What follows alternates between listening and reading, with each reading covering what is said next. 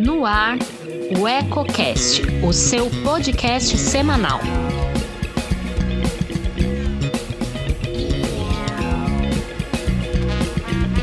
Boa tarde. Começa agora mais um podcast, o Eco Brasil. Eu sou Breno Médula e acompanhe comigo as principais notícias desta terça-feira. A Câmara dos Deputados deve decidir nesta semana o futuro das eleições municipais. O adiamento do pleito foi aprovado na semana passada pelo Senado Federal. Cabe agora os deputados federais apreciar a pauta. Ouça a reportagem de Yuri Hudson. O presidente da Câmara dos Deputados defendeu nesta segunda-feira que a proposta de emenda à Constituição, que adia as eleições municipais deste ano, de outubro para novembro, seja pautada e votada ainda nesta semana pelos deputados. No entanto, Rodrigo Maia admitiu que a aprovação da PEC ainda está longe de um consenso na casa. Segundo o democrata, é essencial que a Câmara dê um ultimato sobre o adiamento ou não das eleições, já que datas importantes como a desincompatibilização de funcionários públicos para disputar as eleições e também a saída de pré-candidatos do comando de programas em rádio e televisão já começam a valer já a partir de julho. Então é importante que a gente já possa começar a pensar desde já essas pautas que vão ser fundamentais para que o Congresso possa, junto com os governadores, mas principalmente com os prefeitos, organizá-las e começar a votá-las. Para buscar algum acordo, Rodrigo Maia tem conversado com líderes partidários e passou, inclusive, a aceitar propostas como aprovar inserções de peças partidárias em rádio e televisão neste ano, em troca de mudança no prazo das eleições devido à pandemia da Covid-19. Outra discussão que está em pauta é a recomposição do Fundo de Participação dos Municípios, dinheiro que pode recompor a expectativa de arrecadação que não ocorreu devido à pandemia. Dos 16 bilhões, há uma previsão de não utilização de 5 a 6 bilhões de reais. O que os prefeitos e os deputados ligados a prefeito estão demandando é que esses recursos possam ser, de fato, utilizados. Há uma demanda de muitos prefeitos pela manutenção desses recursos no FPM. Atualmente, a data da eleição está programada para os dias 4 e 25 de outubro. Já o Senado alterou as datas para 15 e 29 de novembro. É notório que o aumento no índice de testagem é fundamental para as autoridades de saúde pública, um retrato mais fidedigno da pandemia do novo coronavírus, possibilitando que as ações de enfrentamento sejam mais efetivas. Para contribuir neste cenário, o BNDES aprovou um financiamento de 55,9 milhões para ampliação da oferta de testes para diagnóstico da Covid-19. Quem traz as informações é Marquesan Araújo. Para ajudar no enfrentamento à pandemia de Covid-19, o Banco Nacional de Desenvolvimento Econômico e Social, o BNDES, aprovou o financiamento de 55,97 milhões de reais à Vitra Diagnósticos Importação e Exportação. O valor será investido na aquisição de testes sorológicos IgM e IgG, que serão capazes de identificar os anticorpos para o coronavírus em soro ou plasma humano. Os recursos também serão utilizados em insumos necessários à fabricação de testes rápidos desenvolvidos pela própria empresa. A ajuda se dá por meio do Programa de Apoio Emergencial ao Combate da Pandemia do Coronavírus, criado pelo BNDES para ajudar o sistema de saúde neste momento de crise no setor. Os testes sorológicos de anticorpos IgM e IgG foram registrados na Anvisa e validados pelo Instituto Nacional de Controle de Qualidade em Saúde. A estimativa é de que, com o apoio do BNDES, em conjunto com outras frentes de recursos, serão vendidos mais de 4 milhões de testes diagnósticos ao longo deste ano. O programa BNDES de Apoio Emergencial ao Combate da Pandemia do Coronavírus foi lançado no final de março. A iniciativa, com orçamento de 2 bilhões de reais, destina-se a prestadores de serviços hospitalares e de montagem e gestão de leitos emergenciais. No entanto, empresas de outros setores que buscam converter suas produções em equipamentos e insumos para a saúde também podem ser contempladas. Incluída na lista de serviços essenciais pelo governo federal, a construção civil tem sido uma das áreas menos afetadas pela pandemia. Mesmo com um impacto negativo entre março e abril, neste mês, o setor começa a demonstrar sinais de recuperação. Ouça com o repórter Paulo Oliveira. O Índice de Confiança da Construção, ICST, medido pela Fundação Getúlio Vargas, apresentou em junho variação positiva de 9,1 pontos e atingiu 77,1 pontos. Segundo a instituição, essa é a maior variação positiva da série histórica do indicador. Apesar disso, a melhora no índice neste mês não conseguiu compensar as perdas que ocorreram entre março e abril. De acordo com a FGV, o crescimento no ICST é resultado da melhora da percepção dos empresários em relação ao atual cenário do setor de construção. Além disso, o índice de expectativas da construção civil subiu 13,5 pontos, alcançando em junho 83,2 pontos, bem abaixo dos 104,2 pontos alcançados em janeiro. A coordenadora de projetos da construção da FGV, Ana Maria Castelo, alega que ainda é cedo em afirmar que o setor está em recuperação devido às incertezas que ainda prevalecem. Se a construção civil está em alta, o mesmo não pode se dizer do setor de transportes, que em abril teve o pior resultado desde o início da série histórica, em 2001.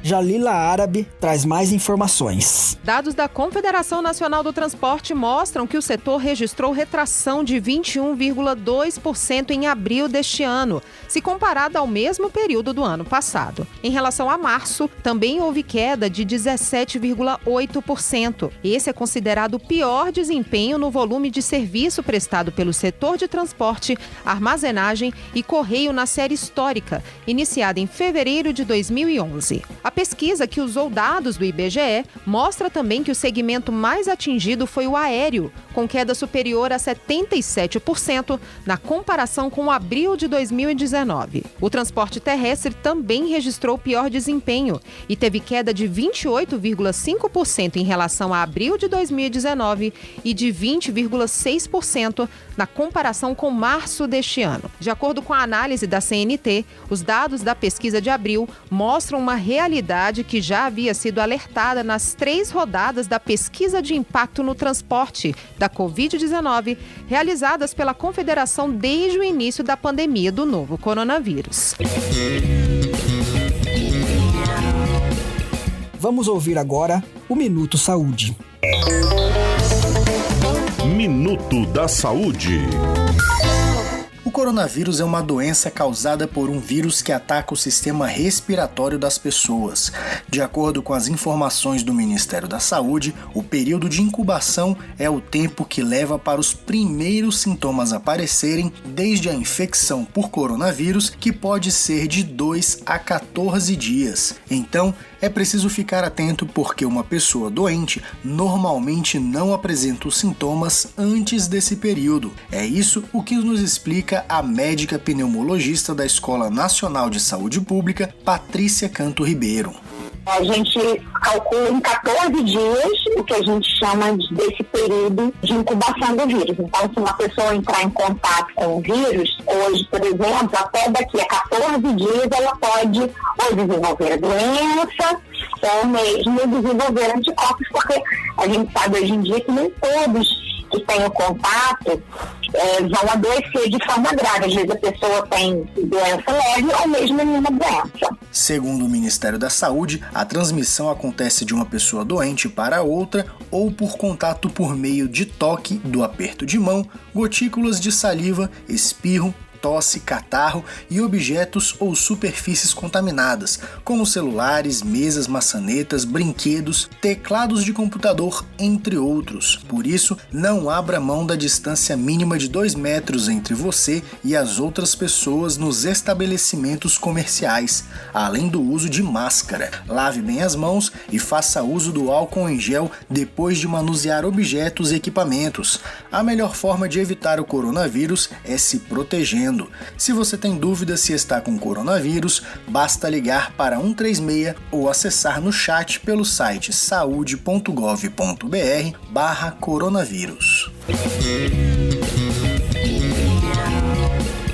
Na última semana, deputados aprovaram o texto base que muda pontos importantes da proposta original da medida provisória que ajuda empresas a pagarem folhas de pagamento de funcionários.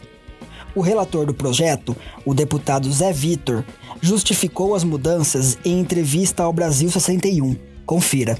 Aprovado pela Câmara dos Deputados na última quinta-feira, o texto base da medida provisória que disponibiliza linha de crédito para empresas quitarem folhas de pagamento traz alterações importantes na comparação com o que previa o governo federal. Em entrevista ao Brasil 61, o relator do projeto de lei de conversão, o deputado federal Zé Vitor, do PL de Minas Gerais, analisou a proposta aprovada pelos parlamentares. O texto base já foi aprovado. Ele traz muitos avanços e ele facilita, desburocratiza e democratiza o acesso a esse crédito para as pequenas e médias empresas. Nós alteramos alguns pontos, tiramos algumas amarras e tenho certeza que essas alterações vai possibilitar que o recurso verdadeiramente chegue na mão de quem precisa. Ele é fundamental tanto para as empresas quanto para os trabalhadores. O projeto autoriza que as empresas solicitem a linha de crédito para o pagamento de 4 meses de salário dos funcionários. O texto original da MP limitava o empréstimo para quitação de 2 meses da folha. Além disso, o valor poderá ser usado para quitar verbas trabalhistas, como rescisão contratual de trabalhadores demitidos entre 20 de março e a data de sanção da medida. O governo exigia que a empresa usasse o financiamento para pagar 100% dos salários e que os trabalhadores não fossem demitidos durante os 2 meses que a linha de crédito cobria. Agora, os deputados permitiram que os empresários peguem um empréstimo para quitar apenas parte da folha de pagamento. Assim, se uma empresa financiar o salário de 70% dos seus trabalhadores, ela só é obrigada a manter esse contingente em seu quadro. Os demais funcionários poderão ser desligados. À época em que anunciou o programa, o governo federal disponibilizou 40 bilhões de reais em linha de crédito. Segundo o Banco Central, até a última segunda-feira, as empresas contrataram 4 bilhões de reais. Com base nisso, os deputados viram espaço para ampliar o número de beneficiários e concordaram com outras alterações no texto do relator. Além disso, o relator decidiu que o interessado na linha de crédito deve ter faturamento maior que R$ 360 mil e estabeleceu um novo teto, 50 milhões de reais. Pela MP do Executivo, o limite de receita anual era de 10 milhões. Segundo Zé Vitor, viu-se que o número de empregos preservados com a mudança pode saltar de 12 para 17 milhões. Esse valor de 50 milhões é um valor que ampliaria e muito o número de empresas que poderiam tomar esse recurso emprestado. Então, um universo muito maior terá, sem dúvida nenhuma, a oportunidade de mantermos mais empregos nesse tempo de pandemia. O Programa Emergencial de Suporte a Empregos permite que a empresa obtenha um financiamento para pagar os salários de seus trabalhadores junto às instituições financeiras. O valor por empregado é limitado a R$ 2.090. Depois que pegar o empréstimo, o empresário tem 6 meses para começar a pagar e mais 2 anos e meio para quitar a dívida. A taxa de juros será de 3,75% ao ano. Nesta terça-feira, os deputados voltam a analisar a MP, votando emendas ao texto base. Após isso, o texto segue para o Senado. De acordo com o Banco Central, até o dia 22 de junho, 107 mil empresas contrataram a linha de crédito, o que preservou 1.800.000 empregos. E por hoje é só. Continue nos acompanhando diariamente, neste mesmo horário, ou ouça o Eco Brasil a qualquer hora do seu dia. Eu fico por aqui, um abraço.